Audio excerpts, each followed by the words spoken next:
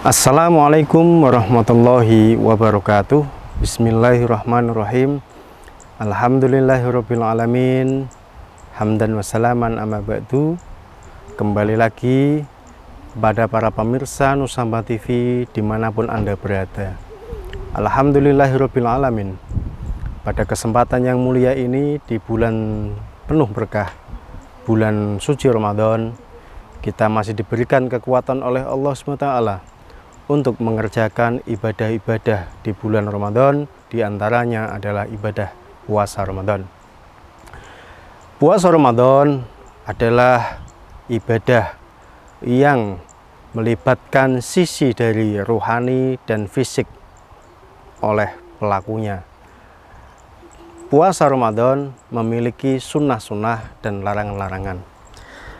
Ada sunnah-sunnah yang ketika itu dilakukan akan menambah nilai dari bobot pahala puasa yang kita kerjakan.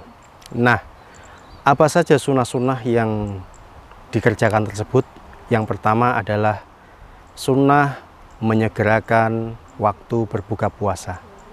Jadi pada para pemirsa, ketika dimanapun Anda berada sudah memasuki waktu untuk berbuka, maka jangan tunda-tunda, segeralah untuk mencari pembatal puasa. Yang pertama bisa Anda batalkan dulu dengan meminum, kemudian bisa dilanjutkan dengan makanan. Kemudian sunnah selanjutnya adalah mengakhirkan waktu sahur. Waktu sahur yang terakhir adalah saat imsak. Jadi ini yang seringkali disalahpahami oleh para umat muslim di Indonesia, bahwa ketika masuk waktu imsak itu berhenti. Padahal waktu imsak adalah pengingat bagi kita semua bahwa sebentar lagi akan memasuki waktu subuh.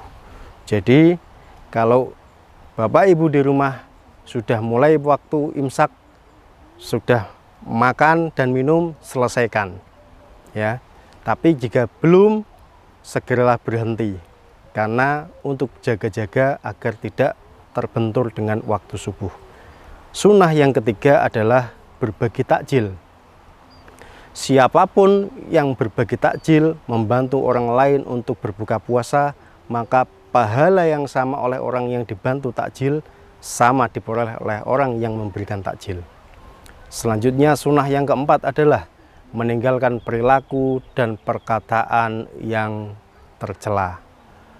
Di sini puasa, ketika kita melakukan perilaku dan perkataan yang tercela, memang tidak serta-merta membatalkan puasa kita, akan tetapi justru akan mengurangi dari nilai ibadah, nilai pahala yang kita kerjakan.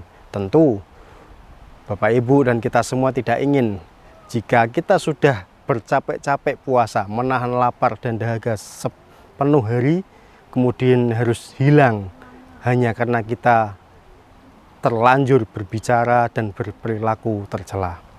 Sunnah yang terakhir adalah berdoa ketika memasuki waktu berbuka puasa.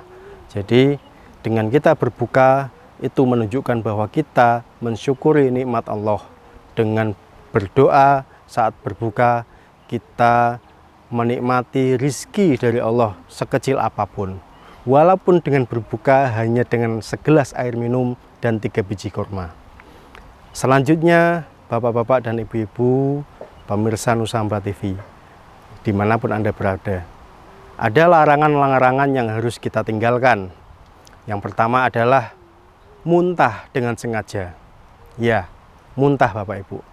Jadi muntah ketika dilakukan dengan sengaja, yaitu dengan memasukkan jari kita ke mulut, ke kerongkongan kita, sehingga menyebabkan kita muntah, maka saat itu pula puasa kita menjadi batal. Akan tetapi jika muntah yang keluar dari kerongkongan kita tidak dengan sengaja, karena sebab tertentu yang kita tidak mampu menahannya, maka puasa kita masih ditoleransi untuk dilanjutkan sampai sore hari. Kemudian larangan yang kedua adalah makan dan minum. Jelas, karena kita itu melakukan ibadah puasa, maka puasa itu adalah menahan dari lapar dan dahaga, mulai dari terbit matahari sampai terbenam matahari. Maka saat itu juga ketika kita melakukan aktivitas makan dan minum, maka batallah ibadah puasa kita. Kemudian yang ketiga adalah berbuat junub. Ya Bapak Ibu, khususnya yang sudah dewasa, ketika Anda melakukan hubungan junub di siang hari, maka Anda otomatis membatalkan ibadah puasa di antara keduanya. Maka ayo kita manfaatkan ibadah puasa di bulan suci Ramadan ini dengan sebaik-baiknya. Bahwa Nabi Muhammad SAW pernah bersabda, salah satun la yuraddu du'a'uhum al-imamul adil was-so'imu hatta yuftiru wa da'wahum al-mudlim. Yang artinya adalah bahwa ada 3 golongan orang yang tidak akan tertolak doanya kepada Allah SWT. Yang pertama adalah doanya dari para pemimpin yang adil.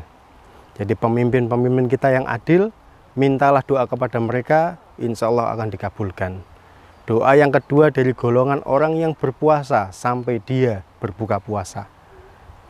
Maka mintalah doa, atau bahkan kita sendiri berdoalah untuk memohon ampunan, untuk meminta rezeki, meminta kesehatan, dan hajat-hajat kita yang belum terkabulkan. Kemudian golongan yang ketiga adalah doa dari para orang-orang yang terdolimi. Mintalah doa pada mereka, atau bahkan kita sendiri yang mengalami ketika kita merasa terdolimi oleh sebagian orang yang lain, jangan balas dendam. Mintalah doa kepada Allah, berikanlah balasan yang setimpal atas kedoliman mereka, dan mintalah ampunan dosa, mintalah rizki, mintalah hajat, apapun yang menjadi kebutuhan kita kepada Allah, mudah-mudahan dikabulkan oleh Allah SWT. Demikian sahabat-sahabat, para pemirsa Nusantara TV yang budiman dimanapun Anda berada, mudah-mudahan kita semua diberikan kekuatan dan kemampuan oleh Allah dalam mengerjakan ibadah puasa di bulan suci Ramadan ini dengan sebaik-baiknya. Sekian dari kami. Wassalamualaikum warahmatullahi wabarakatuh.